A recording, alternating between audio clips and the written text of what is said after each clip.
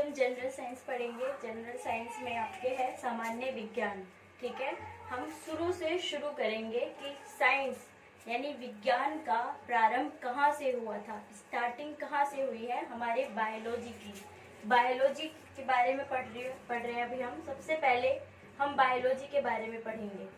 ठीक है गाइस, देखिए आपको ये तो पता ही होगा कि साइंस में 3 बेसिक कंसेप्ट होते हैं बायोलॉजी की, केमिस्ट्री की। एक हो गया बायोलॉजी, एक हो गया आपका केमिस्ट्री, ठीक है, एक हो गया फिजिक्स। ये 3 पार्ट होते हैं। बायोलॉजी में आता है आपका जीव विज्ञान, केमिस्ट्री में रासायनिक विज्ञान और फिजिक्स में भौतिक विज्ञान। अब आप ऐसे भी समझो, बायो का मतलब होता है कि जीव जंतुओं के बारे में, बायो मीन्स जैविक, ऐसी चीजों के बारे में पढ़ना। लॉजी का मतलब यहाँ पे है स्टडी, ऐसी चीजों के बारे में पढ़ना, स्टडी करना जो जीव से रिलेटेड है, ऐसे जीव पदार्थों से रिलेटेड है जो सांस ले सकते हैं। केमिस्ट्री में रासायनिक विज्ञान, यानी मान लो आपकी दवाइयाँ वगैरह हो गई, कोई भी गैस रिलीज हो रही है, कुछ भी हो रहा है, जो भी हमारे एनवायरनमेंट में हलचल हो रही है, उसके बारे में हम केमिस्ट्री में पढ़ते हैं। ठीक है, अब है फिजिक्स। नेक्स्ट है फिजिक्स। फिजिक्स में हम पढ़ते हैं भौतिक विज्ञान के बारे में। भौतिक मतलब कि अब हमारा जो संसार है, एनवायरनमेंट है जिसमें हम रह रहे हैं, ये सिर्फ 2 चीजों से मिलकर नहीं बना, ये तीसरी चीज भी उसमें इंक्लूड है। आपने बचपन में भी पढ़ा होगा अपनी 4ठी 5वीं क्लास में कि पत्थर से घिस के लोग आग यानी चिंगारी निकाल के आग लगा लेते थे। ठीक है, और फिर आग, लोगों ने पत्थर घिसा, आग लगा के पका के खाना बनाना स्टार्ट किया। तो ये सब चीजें फिजिक्स में भी आती हैं। ठीक है, लोगों को धीरे धीरे जानकारी हुई, लोगों की बुद्धि थोड़ी थोड़ी डेवलप हुई कि कैसे वो सूरज पे, सॉरी, अपने मून पे हमारे जा सकते हैं, एस्ट्रोनॉट्स वगैरह। ठीक है, तो ये सब चीजें हम यहाँ पर स्टडी करने वाले हैं। ठीक है गाइस, तो अब हम पढ़ेंगे कि बायोलॉजी के सबसे पहले कंसेप्ट हम पढ़ते हैं बायोलॉजी के बारे में। बायोलॉजी का कंसेप्ट किसने दिया था? बहुत सारे मेरे दोस्त, मेरे सहपाठी, मेरे जूनियर्स, बहुत सारे लोग जानते होंगे कि बायोलॉजी का कंसेप्ट 2 लोगों ने मिलकर दिया था। एक है लैमार्क, एक है हमारे लैमार्क, और दूसरे कौन है बताओ गाइस? दूसरे कौन है लैमार्क के अलावा? ट्रेविनेरस। दूसरे कौन है? ट्रेविनेरस। ठीक है गाइस, ट्रेविनेरस। कब दिया था इन्होंने ये कंसेप्ट? 1801 में। कब दिया था? 1801 में। लैमार्क और ट्रेविनेरस कब दिया था इन्होंने ये कंसेप्ट? 1801 में, सन 1801 में। ठीक है, अब हम बात करेंगे कि बायोलॉजी में आखिर ये जरूरत क्यों पड़ी, इन दोनों ने क्यों सोचा कि लोगों को बायोलॉजी के बारे में जानना चाहिए, किस चीज को पढ़ने से क्या फायदा होता है। ठीक है, अब आपने सुना होगा कुछ लोग एपीकल्चर कर रहे हैं, कुछ लाइफ साइंस कर रहे हैं, कुछ बॉटनी में गए हैं, कुछ एनिमल्स में गए हैं, मतलब जूलॉजी में गए हैं। ये बायोलॉजी के सारे पार्ट्स हैं, है तो ये बायोलॉजी में, लेकिन ये सारे इनके पार्ट्स हैं। ठीक है, तो देखिए एपीकल्चर क्या होता है, जिसमें मधुमक्खी के अधीन किया जाता है। ठीक है, मधुमक्खी के बारे में पढ़ते हैं, उसको क्या बोलते हैं? एपीकल्चर। ठीक है, एक होता है आपका पिस्सीकल्चर। पिस्सीकल्चर में मछलियों का अध्ययन किया जाता है। ठीक है, तो ये सारे कंसेप्ट्स और आपको डिटेल में पढ़ाया जाएगा नेक्स्ट वीडियो में। ठीक है, उसके लिए आपको मेरी नेक्स्ट वीडियो देखनी पड़ेगी। स्टडी के लिए कौन सी स्टडी कौन से सब्जेक्ट में होती है और किस स्टडी को करने से क्या फायदा होता है, ये मैं आपको बताऊंगी अपने नेक्स्ट वीडियो में। ठीक है गाइस, तो अब हम इसको छोड़कर आगे नेक्स्ट टॉपिक पे जाते हैं। देखिए, चाहे बच्चा छोटा हो या बड़ा हो, सबको एक कॉमन बात जाननी बहुत जरूरी है। देखिए, सबको पता होना चाहिए कि कौन सा एनिमल, कौन सा प्लांट है, कौन सा मतलब हम सब ना एक अलग अलग डिफरेंट डिफरेंट कैटेगरी में बटे हुए हैं।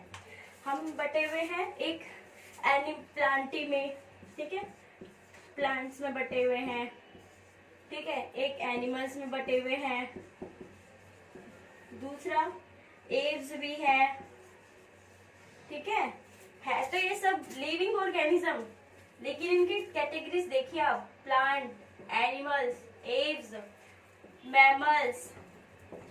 मैमल्स, ठीक है गाइस, और कोडेटा और नॉन कोडेट्स, ठीक है। तो देखिए ये सब क्या होता है मैं आपको बताती हूँ। प्लांट जो पेड़ पौधे होते हैं उनसे रिलेटेड होता है। एनिमल्स किसको कहते हैं? जीव जंतु को। एव्स किसको कहते हैं? बर्ड्स को। एव्स किसको कहते हैं? बर्ड्स को, ठीक है। बर्ड्स में भी डिफरेंट डिफरेंट कैटेगरीज होती है ना, उनको एव्स बोला जाता है, AVES, ठीक है। मैमल्स, ह्यूमन बींग्स, कोडेटा जिनमें नोटोकोड प्रेजेंट होता है, ठीक है। कोडेटा कौन से होते हैं? जिनमें नोटोकोड प्रेजेंट होता है। कोडेटा कौन से होते हैं? जिनमें नोटोकोड प्रेजेंट होता है। और नॉन कोडेटा, इनमें नोटोकोड नहीं होता, इनमें नोटोकोड प्रेजेंट नहीं होता, ठीक है। ये बातें आपको बिल्कुल ध्यान में रखनी है। अब कुछ बच्चे सोच रहे होंगे कि मैम नोटोकोड क्या होता है? नोटोकोड जो भी कोडेड और नॉन कोडेड्स को डिफरेंट करने वाली एक छोटी सी चीज है जो हमारे स्पाइनल कोड में प्रेजेंट होता है, ठीक है। मतलब यहाँ पे रीढ़ की हड्डी पे यहाँ पे आपका नोटोकोड प्रेजेंट होगा, ठीक है। यानी कोडेटा कौन होते हैं? मैमल्स होते हैं, ठीक है, ह्यूमन बींग्स। आगे है समझ में?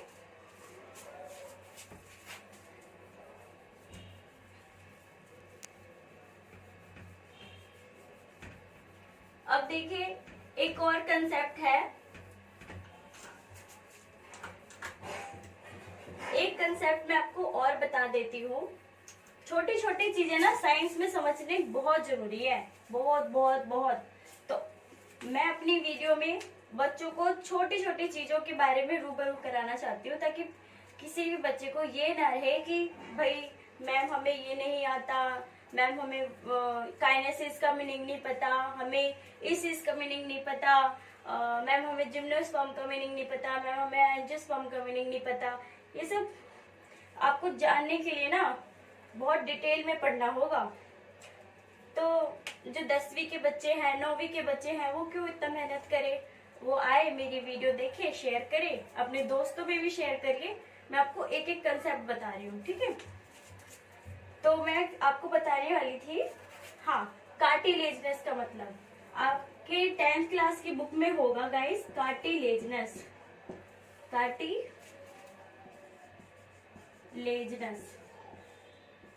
स्पेलिंग आप चेक कर लेना कार्टिलेजनस की। कार्टिलेजनस का मतलब होता है ऐसे फिशेस, ठीक है। ये फिशेस से रिलेटेड है, फिशेस से। किससे रिलेटेड है ये? फिशेस से। फिशेस यानी मछलियों से रिलेटेड है। ऐसी मछलियां जिनमें बोन्स होता है ना, उनको क्या बोलते हैं? जिनमें बोन्स नहीं होता उनको क्या बोलते हैं? कार्टिलेजनस, ठीक है। ऐसी मछलियां जिनमें बोन्स नहीं होता उन्हें कार्टिलेजनस कहते हैं, ठीक है गाइस। अगर मैं इस कंसेप्ट में गलत हूं तो आप एक बार चेक कर लेना कि कार्टिलेजनस फिशेस वही होते हैं ना जिनमें बोन्स नहीं होता, ठीक है। एक बार चेक कर लेना और मुझे कमेंट बॉक्स में लिख के जरूर बताना, ठीक है गाइस। तो कार्टिलेजनस फिश जिनमें बोन्स नहीं होते, ठीक है, उनको कार्टिलेजनस बोला जाता है। हाँ, हमारे ह्यूमन बीइंग की बॉडी में भी एक पार्ट ऐसा है जो कार्टिलेजनस है। बताइए वो कौन सा पार्ट है? बताइए गाइस, कौन सा पार्ट है वो है ये पार्ट, आपके ईयर का जो ऊपर का पार्ट है, ये कार्टिलेजनस है। इसको क्यों बोला हमने कार्टिलेजनस? क्योंकि यहाँ पे बोन प्रेजेंट नहीं होता, ठीक है गाइस, बोन प्रेजेंट नहीं होता। अब आपका ये काम रहेगा, आपका होमवर्क है ये, कि आप बताएंगे कि इस पार्ट को क्या बोला जाता है साइंस लैंग्वेज में, ठीक है गाइस।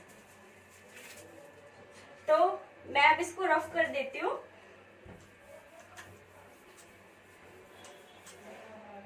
अब हम पढ़ते हैं छोटे छोटे कंसेप्ट, मैंने कहा आपको जैसे कि क्लियर करने हैं। काइनेसिस, ठीक है, काइनेसिस। काइनेसिस, अब देखिए कहीं किसी भी वर्ड के आगे, वो सॉरी आगे नहीं पीछे, किसी भी वर्ड के पीछे SIS लग जाए, इसिस बन जाए, है, तो उसको क्या बोलते हैं, फॉर्मेशन बोलते हैं उस वर्ड को, ठीक है। तो काइनेसिस का मतलब क्या हो गया, न्यूक्लियर, यानी न्यूक्लियस का फॉर्मेशन, ठीक है। न्यूक्लियस का फॉर्मेशन होना क्या होता है, काइनेसिस। न्यूक्लियस का फॉर्मेशन किसको कहते हैं, काइनेसिस। ये वर्ड आपके एग्जाम पॉइंट से बहुत ज्यादा इम्पोर्टेंट है, ठीक है। आपके एग्जाम में आ सकता है कि काइनेसिस क्या होता है, आप बोलोगे न्यूक्लियर का डिवीजन होना, उससे नए न्यूक्लियर का बनना, न्यूक्लियस का बनना, तो उसको क्या बोलते हैं, काइनेसिस। अब ये बात आती है कि काइनेसिस कौन से कंसेप्ट में आता है, कहाँ पे होता है काइनेसिस, ठीक है। तो देखिए, न्यूक्लियस का डिवीजन तब भी हो सकता है जब DNA से दूसरा DNA बन रहा हो, है ना। RNA से DNA बन रहा हो, आपको पता ही होगा कि RNA से क्या बनता है, DNA। क्या बनता है गाइस, RNA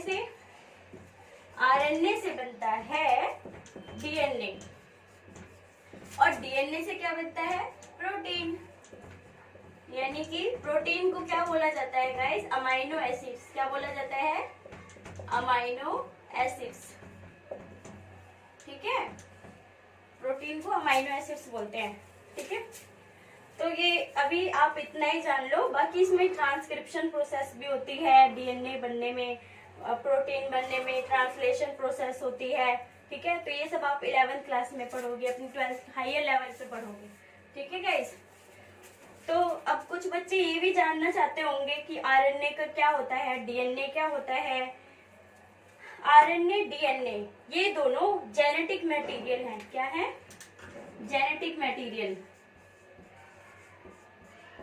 ये जेनेटिक मटेरियल है,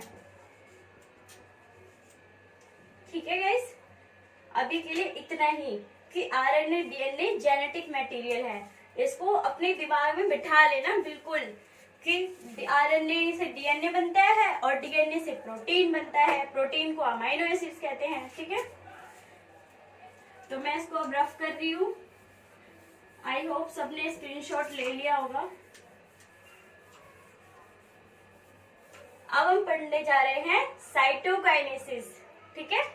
साइटोकाइनेसिस क्या पढ़ने जा रहे हैं हम बच्चों, साइटोकाइनेसिस। साइटोकाइनेसिस में क्या होता है, देखो इससे पता चल रहा है ना, साइटोकाइनेसिस, साइटो से कुछ याद आ रहा होगा, कुछ वर्ड बच्चों को मेमोराइज हो रहा होगा कि cyto means cytoplasm. Cyto means क्या होता है, साइटोप्लाज्म। क्या होता है बच्चों, साइटोप्लाज्म। और काइनेसिस को क्या बोलेंगे हम, फॉर्मेशन, ठीक है। तो यानी जब साइटोप्लाज्म का फॉर्मेशन होता है तो उसको क्या बोलते हैं, साइटोकाइनेसिस। जब साइटोप्लाज्म का फॉर्मेशन होता है तो उसको क्या बोलते हैं, साइटोकाइनेसिस। और काइनेसिस मतलब न्यूक्लियर का फॉर्मेशन होना। तो अब ये बात आती है कि मैंने ये दोनों चीजें क्यों पढ़ाई, आपको क्यों बताया। ये क्या हमारे कोर्स में है, ये क्या हमारे सब्जेक्ट में है, जी हाँ, ये आपके सब्जेक्ट में है। और ये सिर्फ आपके 9th 10th के सब्जेक्ट में नहीं, आप आगे चल के बायोलॉजी लेंगे, जूलॉजी लेंगे, बायोलॉजी के अंदर बॉटनी लेंगे, वहां पे जरूर आएगा ये सब्जेक्ट, ये कंसेप्ट, काइनेसिस, साइटोकाइनेसिस, ठीक है। और भी वर्ड्स होते हैं, ठीक है गाइस। तो काइनेसिस और साइटोकाइनेसिस ये दोनों चीजें फ्यूजन में काम आती है, किसके, बाइनरी फ्यूजन के, ठीक है। और आपको पता है बाइनरी फ्यूजन कहाँ पे होता है, बाइनरी फ्यूजन होता है अमीबा में। कहाँ पे होता है, अमीबा में।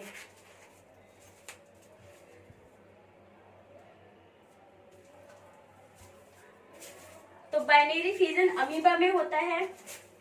अब मैं यहाँ पे लिख देती हूँ ताकि आप भी अच्छे से नोट्स बना सके। बाइनरी फ्यूजन इन अमीबा, कहाँ पे होता है बाइनरी फ्यूजन, अमीबा में, ठीक है। कैसे होता है देखिए, ये रहा आपका अमीबा, ठीक है। इसमें न्यूक्लियस है ना, इसके पास साइटोप्लाज्म है, न्यूक्लियस है। ये क्या है आपका न्यूक्लियस, ये क्या है साइटोप्लाज्म। बड़े ध्यान से समझेंगे ना तो आपको जरूर समझ में आएगा। अब ये 2 पार्ट्स, अब इसका फ्यूजन हुआ, ठीक है। इसने ग्रो किया, इसका फ्यूजन हुआ। फ्यूजन मतलब टूटना, ठीक है, अलग होना। फ्यूजन मतलब सेपरेट, टूटना, अलग होना, ठीक है। तो ये 2 पार्ट्स में डिवाइड हुआ इस तरह से। तो पहले क्या होगा, काइनेसिस प्रोसेस होगी। बताओ बच्चों, काइनेसिस प्रोसेस को मैंने क्या कहा था, बताओ क्या होता है काइनेसिस प्रोसेस। ऐसे, ठीक है। ये जो न्यूक्लियस है ये डिवाइड हो जाएगा, ठीक है, वो होता है काइनेसिस प्रोसेस। मतलब काइनेसिस प्रोसेस में न्यूक्लियर का डिवीजन होता है, ठीक है। अब ये डिवाइड होना शुरू हो जाएगा, इसको हम लिखेंगे न्यूक्लियर डिवीजन, ठीक है बच्चों। अब क्या होगा, न्यूक्लियर डिवीजन होगा, इसके बाद अब साइटोकाइनेसिस होगा, ठीक है। तो न्यूक्लियर डिवीजन हुआ इस तरह से। अब साइटोकाइनेसिस भी डिवीजन हो गया, ये देखो साइटोकाइनेसिस हो गया ना, यानी कि अब ये नया अमीबा बनाएगा, ये बनाएगा नया अमीबा, ठीक है। अब ये ग्रो करेंगे और अमीबा बनेगा, ठीक है गाइस। ये इस तरह से यहाँ पे काइनेसिस प्रोसेस कंप्लीट हो गई है ना, कंप्लीट हो गई ना यहाँ पे काइनेसिस प्रोसेस। देखो बच्चों, यहाँ पे काइनेटिक प्रोसेस कंप्लीट हो गई और अब क्या हुआ, साइटोकाइनेसिस हो गया। क्या हो गया बच्चों, यहाँ पे साइटोकाइनेसिस यानी साइटोप्लाज्म का भी डिवीजन हो गया। लो बच्चों, हो गया, लो हो गया ना कंप्लीट। तो प्लीज बिल्कुल भी घबराना मत, आपको शेयर करना है मेरा वीडियो ताकि मुझे हिम्मत मिले कि मैं और अच्छी वीडियोस आपके लिए लेकर आऊं, ठीक है गाइस। अपने दोस्तों में अगर आप चाहते हैं कि आपके दोस्त भी अच्छे से पढ़ाई करें आपकी तरह, आपकी काजल मैम के साथ, तो आप शेयर करिए वीडियो को। अपने साथ साथ अपने दोस्तों को भी इंटेलिजेंट बनाइए गाइस, क्योंकि मैं रियलिटी बता रही हूँ अपनी, कि मैंने कभी भी 9th 10th में साइंस को तो हाथ ही नहीं लगाया है भाई। और ट्यूशन भी ऐसा पढ़ते थे जहाँ पे टीचर्स क्या काम करते थे, हमें गाइड पकड़ा देते और बोलते लो ये वाला क्वेश्चन याद कर लो, ये वाला क्वेश्चन याद कर लो, यही पेपर में आएगा, बस इतनी सी बात। वो हमें कभी भी नहीं समझाते थे कि ये टॉपिक काइनेसिस ये होता है, साइटोकाइनेसिस ये होता है, स्पर्मेटोगोनिया ये होता है, ओगोनियम ये होता है, वो होता है, कभी भी नहीं बताया उन्होंने हमें, ठीक है। यहाँ तक कि मॉलिक्यूल्स के नेम भी होता है ना, hydrogen, helium, lithium, beryllium, boron, carbon, nitrogen, oxygen, ये सारे है ना line to line 9th class में या 10th क्लास में है। तो उन्होंने कभी भी हमें नहीं बताया कि भाई ये हाइड्रोजन है, ये हीलियम है, ये लिथियम है। हमने खुद दिमाग लगा लगा के पढ़ा। तो 11th क्लास में क्या हुआ कि मेरे फ्रेंडों ने साइंस ली, मेरी भी परसेंटेज अच्छी थी तो मैंने भी साइंस ले ली बस। अब मैं ये सब इसलिए बता रही हूँ कि कभी भी ना हमें होप हारनी नहीं चाहिए, ठीक है। हमें हमेशा आगे बढ़ते रहना चाहिए और अपने साथ वालों को भी आगे बढ़ाते रहना चाहिए, ठीक है। उन्हें भी प्रेज करते रहना चाहिए, कभी भी किसी को ना खुद से कम नहीं समझना, हमेशा एक दूसरे को प्रेज करना। इससे ना तो आपकी नॉलेज कम होगी और ना ही बढ़ेगी और ना ही सामने वाले की नॉलेज कम हो जाएगी, ठीक है गाइस। उसे उतना ही आता होगा जितना उसे आता है और आप भी उतना ही सीखोगे जितना आपको आता है, ठीक है। तो इतना आपको हो गया कंसेप्ट क्लियर। तो ये सब मैं इसलिए पढ़ा रही थी क्योंकि मैंने अभी अभी अपनी एक वीडियो अपलोड की थी, क्योंकि वो स्क्रीन रिकॉर्डिंग से अपलोड हुई थी, जिसकी वजह से उसमें आवाज बहुत कम आ रही थी, बहुत कम, ठीक है। तो अब मैं आगे पढ़ाना स्टार्ट करती हूँ। अब बाइनरी फ्यूजन इन अमीबा हो गया, अब आप पढ़ेंगे बर्डिंग इन हाइड्रा, ठीक है। अब देखो बच्चों, बर्डिंग से ही पता चल रहा है कि बर्ड्स का निकलना, बर्डिंग इन हाइड्रा मतलब बर्ड्स का निकलना, ठीक है। ये बर्ड्स निकलते हैं, बर्ड्स यानी कलियां निकलना शुरू हो जाती हैं। ये हाइड्रा हो गया आपका, ये हाइड्रा है, ठीक है। अब इसको कहीं से कट किया तो जहां से ये कट होगा ना वहीं से बर्ड्स निकलने शुरू हो जाएंगे, वहीं से एक नया ऑर्गेनिज्म ग्रो करना शुरू कर देगा, एक न्यू ऑर्गेनिज्म ग्रो करेगा। ठीक है गाइस, ठीक है गाइस, इसको बोलते हैं कि बर्डिंग इन हाइड्रा। हाइड्रा में कैसे बर्ड्स निकलना शुरू हो जाते हैं ये आप देख सकते हैं यहाँ पे। ठीक है, तो अब मिलते हैं नेक्स्ट वीडियो में। तो गाइस कमेंट करके मुझे जरूर बताइएगा कि आपको ये वीडियो कैसी लगी, ताकि मैं और बेहतर वीडियो बना के ला सकूं आपके लिए। Please don't comment on my overlook. Okay guys.